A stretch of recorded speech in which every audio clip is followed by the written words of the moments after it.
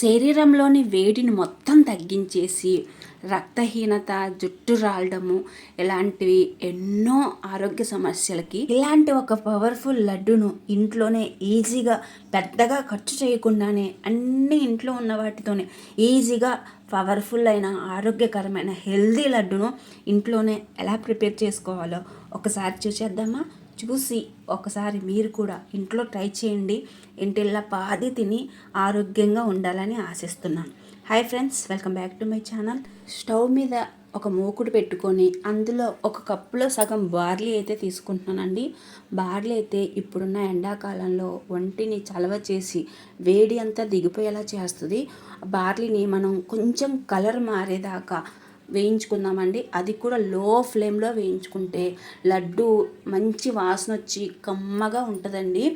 ఇవైతే వేయించి అయితే ఒక ప్లేట్లో పక్కన పెట్టి చల్లార్చుకుందాము. తర్వాత ఇవి అవిసె గింజలండి. ఇవి వెంటనే స్పీడ్గా మాడిపోతాయండి. బాగా కలుపుకుంటూ లో ఫ్లేమ్లో బాగా వేయించుకోవాలండి. ఇది వేగేటప్పుడు మంచి వాసన వస్తుంది అనమాట. చాలా టేస్ట్ అనమాట. ఈ లడ్డుకి టేస్ట్ రావడానికి కారణం ఈ అవిసె గింజలండి. చాలా మంచివి వంటికి కూడా.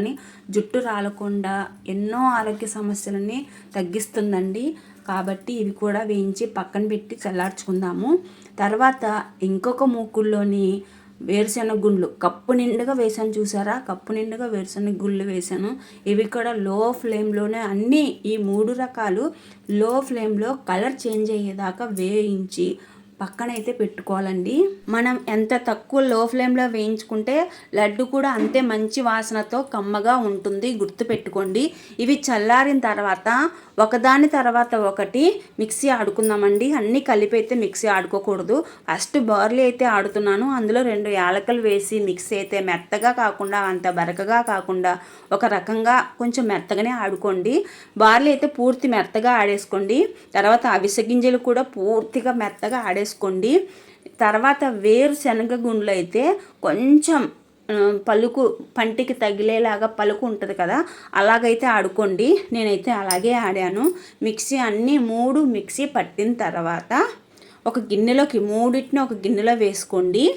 అవి 3 బాగా కలుపుకున్న తర్వాత ఒక మూకుడు తీసుకొని అందులో మనకు టేస్ట్కి ఎక్కువ అవసరం లేదండి, పంటి కింద పడ్డానికి కావాలి కాబట్టి ఒక అరకప్పు నువ్వులు అయితే తీసుకొని కొంచెం ఆయిల్ వేసుకొని వేపేసుకున్నానండి. అవి కూడా అందులో వేసేసాను. వేపేసిన తర్వాత అదే కడాయిని పొయ్యి మీద ఉంచుకొని కొంచెం నెయ్యి కానీ నూనె కానీ వేసుకొని జీడిపప్పు, బాదం పప్పు చిన్న చిన్న ముక్కలుగా చేసుకొని అవి వాటిని లో ఫ్లేమ్లో కొంచెం కలర్ చేంజ్ అయ్యేదాకా అయితే వేపుకుందామండి.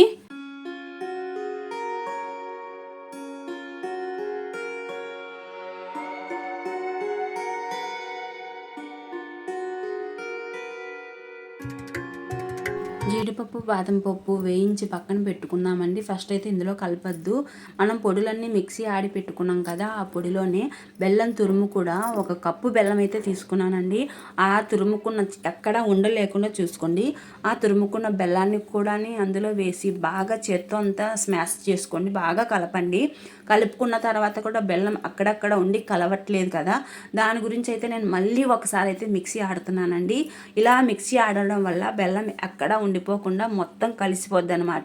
తర్వాత కొంచెం నువ్వులు కూడా నేను పక్కకు తీసి పెట్టుకున్నాను. అవి వేయించిన జీడిపప్పు, బాదం పప్పు అవి కూడా వేసి ఒకసారి బాగా కలుపుకొని కొంచెం నెయ్యి వేసుకొని, లేకపోయినా పర్వాలేదు కొంచెం నెయ్యి వేసుకొని ఇలా ముద్దలా ఉండలా చేసుకొని గాలిపోని బాక్స్లో పెట్టుకొని కనీసం ఒక నెల రోజులు, ఇవి నెల రోజులు కూడా రావు నాకు తెలిసి.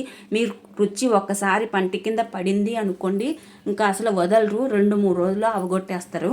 మా ఇంట్లో పిల్లలు కూడా అంతే, చాలా ఇష్టంగా తింటారు ఈ లడ్డూని. కేవలం మా అమ్మాయి గురించి ఎక్కువ చేస్తున్నాను.